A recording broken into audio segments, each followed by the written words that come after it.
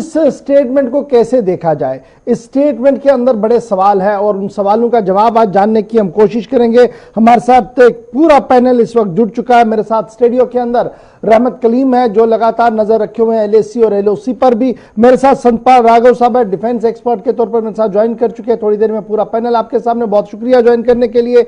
ऋषि Dixit defence expert के तौर पर मेरे साथ है। ऋषि सर, आपका भी बहुत बहुत शुक्रिया सर ज्वाइन करने के लिए। और प्रशांत राय साहब साइबर एक्सपर्ट के तौर पर आज मेरे साथ ज्वाइन किए हुए हैं। प्रशांत, आपका भी बहुत बहुत शुक्रिया ज्वाइन करने के लिए। सबसे पहले रहमत, आपके पास आऊंगा। जिस तरीके से आज डिफेंस मिनिस्टर ने स्टेटमेंट दिया और सबकी नजरें इस पर थी, न सिर्फ यहां पर नजरें थी बल्कि अक्रॉस द बॉर्डर भी लगभग आज बीजिंग भी सुन रहा होगा कि क्या कुछ ऑफिशियल लाइन होगी, क्योंकि यह पहला मौका था जब इस तरीके से कोई ऑफिशियल ब्रीफिंग या ऑफिशियल वर्ड सरकार की तरफ से रखा गया हो।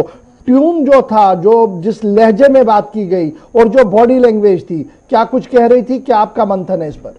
जी देखिए, बिल्कुल वजीर दिफा का आज का बयान काफी अहम रहा और सिर्फ हिंदुस्तान ही नहीं बल्कि चीन तक के पैगाम पहुंचा दिया गया और साफ पैगाम था हिंदुस्तान का। पहले दिन से जो स्टैंड साफ था कि हम बातचीत के जरिए मसले का हल चाहते हैं, हर बार हम टेबल पर बैठने के लिए तैयार रहे और आगे भी तैयार हैं, लेकिन हिंदुस्तान की खुद मुख्तारी और हिंदुस्तान के मुल्क के वकार के साथ जरा बराबर खिलवाड़ नहीं किया जाएगा। इसलिए सीधे तौर पर कहा गया है कि हम हर चैलेंज से निपटने के लिए तैयार हैं और पूरी तफसील बताएगी कि किस किस हद तक की तैयारियां हैं हमारी, किस तरह से डिप्लॉयमेंट है और किस तरह से चीन की तरफ से कोशिश की गई है मुसलसल डिप्लॉयमेंट की। तो मुकाबले दोनों तरफ से करने की तैयारियां जो है ना वो अपनी जगह पर, लेकिन हिंदुस्तान ने सीधे तौर पर कहा है कि जो एग्रीमेंट हुए हैं, जो हिंदुस्तान और चीन के दरमियान अब तक के इत्तेफाकात रहे हैं, एलएसी को लेकर पहले भी तनाज़ा हुआ है, लेकिन जिस अंदाज में बातचीत के जरिए मसले का हल किया जाता रहा है, हिंदुस्तान आज भी उस स्टैंड पर कायम है। लेकिन अगर किसी भी अंदाज में नापाक मंसूबे बनाए गए तो हिंदुस्तान हर मौके से हर तरह के कदम उठाने के लिए तैयार होगा ताकि मुल्क की सालमियत को जरा बराबर भी आंच न आने दिया जाए। और हिंदुस्तान के जवानों के साथ पूरा पार्लियामेंट खड़ा है, इस बात की भी यकीन दहानी। Right sir. सतपाल राघव साहब, डिफेंस मिनिस्टर को आप सुन रहे थे, आपका पहला रिएक्शन? और जो डिसएंगेजमेंट की बात उन्होंने काफी क्लियरली कह दी कि देखिए हम तो लगातार कोशिश कर रहे थे लेकिन चाइना अपनी बात पर है, हम अपनी बात पर, इस वजह से जो है माहौल इतना ज्यादा बन रहा है। लेकिन जो कुछ बात कही गई उसे आप कैसे देख रहे हैं और क्या इस बात के बीच कोई उम्मीद अभी भी है कि नेक्स्ट राउंड ऑफ टॉक्स होंगे तो उसमें बर्फ पिघलेगी, उसमें जो पीएलए है वो पीछे चला जाएगा, क्योंकि अभी भी मामला उन्हीं के पीछे चले जाने का टॉप प्रायोरिटी पे होना चाहिए?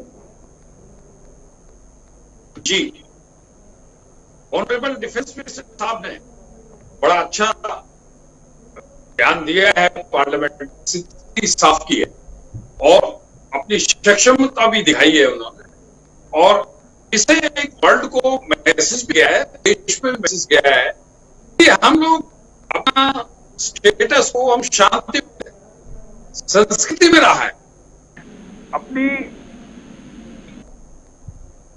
भौगोलिक अखंडता को बचाने में और उसकी रक्षा करने में हम बहुत बड़ा सक्षम है। हमने डिप्लोमेटिकल एफर्ट्स भी किए, हम लोग बड़ी ऑप्शन के लिए नहीं, पर ये लास्ट फिक्र।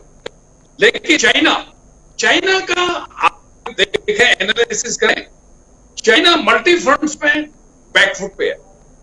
उनकी जो पार्टी का जो विरोधा स्वर आ रहे हैं, चाइना वो जीवन को बहुत ही मुश्किल में डाल रहे हैं।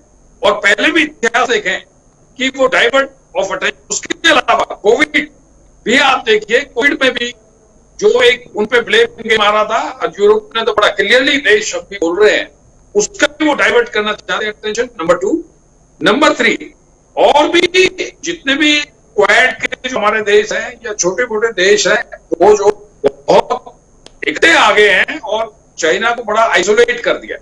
अगर आप चाइना को आज देखें, म्यांमार जैसी कंट्री, वो लोग भी जो उनको जो है डेट दिया हुआ है, लेकिन वो लोग भी अगेंस्ट में उसमें बोल रहे हैं। इवन हमारे पड़ोसी श्रीलंका भी उनके अगेंस्ट में बोले कि हमने डिसीजन ले लिया। तो आप ये देखें कि ताइवान जैसे देश हैं, उनके अभी भी हवाई जहाज को गिराया है उन्होंने, और जापान, मतलब आप ये देखिए पूरे एशिया के अंदर जो उनका जिनसे विवाद है, टेरिटोरियल डिस्प्यूट, वो एक विस्तारवादी नीति के मुताबिक सारे देश इनके लिए अगेंस्ट में होंगे। अगर चाइना के अगेंस्ट में Right, sir. अमेरिका का जो ट्रम्प साहब है प्रशासन, वो भी अगेंस्ट में, जो बिडेन साहब जो आ रहे हैं वो भी उनके अगेंस्ट में। तो चाइना अभी ये कंपेनिंग सीजन है, ये जो कंपेनिंग सीजन है, मैं आऊंगा आपके पास। ऋषि जी, बड़ा इंपॉर्टेंट ये है ना कि जो बॉडी लैंग्वेज आज हमने लोकसभा के अंदर दिखाया है, क्या इस बॉडी लैंग्वेज का इंपैक्ट अक्रॉस द बॉर्डर आप देख पा रहे हैं? बिल्कुल, मैं आपको बताना चाहूंगा, ये वही बॉडी लैंग्वेज है जो 15 जून को हमारे जवानों की बॉडी लैंग्वेज थी LAC के ऊपर। और बॉडी लैंग्वेज का जहां तक सवाल है और पार्लियामेंट में दिया गया स्टेटमेंट है, वो हमारे करनी और कथनी को परिलक्षित करता है। हमने वहां पे वही बात कही है जो हम ग्राउंड में भी करते आ रहे हैं। अगर आप हमारी चीजों को, हमारी संप्रभुता के लिए खतरा पैदा करते हैं, तो उतने ही जोरदार तरीके से आपको जवाब दिया जाएगा। दूसरी तरफ से जब आप सारे लॉज के साथ में, सारे कानून कायदे के साथ में बात करते हैं, तो हम उतनी ही संजीदगी से आपसे बात करने को तैयार हैं और उन बातों पर जो निष्कर्ष निकलता है उसको मानने के लिए तैयार हैं। आपने एक चीज देखी होगी रक्षा मंत्री के स्टेटमेंट में, जो कि एक तरह से जड़ है इस चीज की। उन्होंने बार बार उसी चीज का जिक्र किया है, क्योंकि हम दोनों देशों के बीच में कोई एक ऐसी कानूनी तौर पे सर्वमान्य रेखा जो इंटरनेशनली या आपस में मानी गई हो, जिसके ऊपर के हम जो है अपने तरीके से काम कर सकें। और डिलिबरेटली चाइना ने इस चीज को हमेशा पेंडिंग रखने की कोशिश की है। जब जब कोशिश की गई इसको रिसॉल्व करने की, तो उसने अपने वेस्टर्न इंटरेस्ट के तहत, क्योंकि वो हमेशा बुलिंग मोड में रहा है शुरू से, और उसको सन 62 की आदत लगी हुई थी कि हम ऐसे करते रहेंगे, बीच में घुसेंगे और थोड़ी बहुत बातचीत होगी, फ्लैग मीटिंग होगी, 4 किलोमीटर घुसे तो 1 किलोमीटर पीछे चले गए, मामला ठंडे बस्ते में चला जाता था। लोग इतना ध्यान नहीं देते थे और जिन चीजों को ध्यान देना चाहिए था उसको इस मामले में इग्नोर किया गया। अब स्थिति दूसरी है और एक क्लियर कट मैसेज है कि आप अगर हमसे शराफत से पेश आएंगे, कानूनी तौर पे हमारी और आपकी जो बाध्यताएं हैं उनको मानेंगे, तो हम आपके साथ में, वर्ल्ड कम्युनिटी के साथ में आपके साथ अच्छा व्यवहार करने को तैयार हैं। लेकिन अगर आप अदरवाइज तरीके से हमारे साथ पेश आएंगे तो आपको हम उसी तरीके से जवाब देंगे जैसा हमने आपको पीछे दिया है।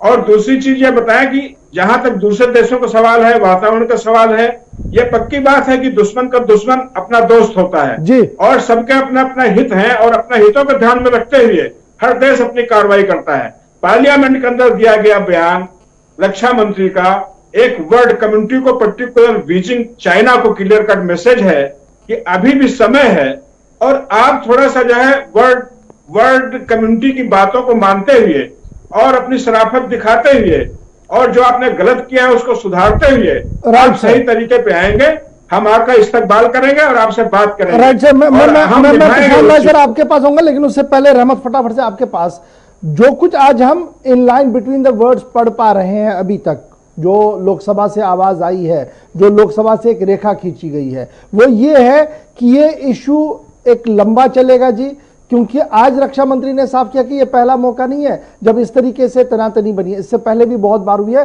और बड़े लंबे देर तक हुई है। तो आज ये क्लियर कर दिया गया कि डिप्लॉयमेंट जो है ये अब वापस नहीं आनी है, ये रुकेगी वहां पर unless and until issue address हो। यानी आज से 3 महीने पुरानी वाली पोजीशन जब तक रेस्टोर नहीं होती है, क्या ये माना जाए कि फिलहाल मामला चलेगा, लेकिन 10-15 दिन के बाद मौसम का मिजाज भी बदलना है। तो ये मान के चलें कि आज डिफेंस मिनिस्टर ने क्लियर कर दिया देश के सामने कि ये लंबा चलेगा, इसलिए सेना भी वहां लंबे देर तक रुकेगी। जी देखिए, बिल्कुल वजीर दिफा ने आज अपने खिताब में कुछ बातें जो सिक्योरिटी लेवल पर पार्लियामेंट में नहीं बयान की जा सकती, उसकी तरफ भी इशारा किया कि क्या कुछ ग्राउंड सिचुएशन में कुछ ऐसी बातें हैं जो हसास है, हम नहीं बता सकते, उसके रीजन है। जब ये चीजें छुपाए जाते हैं या फिर पब्लिक डोमेन में नहीं रखे जाते, इसका मतलब होता है कि ये बहुत दूर तक जाने वाली है। हम ये बात इससे पहले भी जब वजीर दिफा मिल रहे थे अपने हम मनसब से, चीनी हम मनसब से मॉस्को में, उसके बाद वजीर खारजा की मुलाकात हुई, तब भी मीटिंग का मूड देखा था हम लोगों ने, और जो स्टैंड हिंदुस्तान का था, चीन का जो स्टैंड था, और दोनों तरफ से जो बातें हुई थी, उस वक्त ही तस्वीर साफ हो गई थी कि ये बहुत आसानी से हफ्ते 2 हफ्ते या 1 महीने के आसपास के अंदर मसला हल होने वाला नहीं है। यही वजह है कि चीन की तरफ से जिस तरह से डिप्लॉयमेंट बढ़ती जा रही है, वही उसी तादाद में हिंदुस्तान की तरफ से करीब उससे ज्यादा ही हिंदुस्तान, चूंकि अब धीरे धीरे मौसम का मिजाज बदल रहा है, लेकिन दोनों मुल्कों के दरमियान जो कशीदगी है, गर्माहट है, वो बढ़ती जा रही है। Right sir.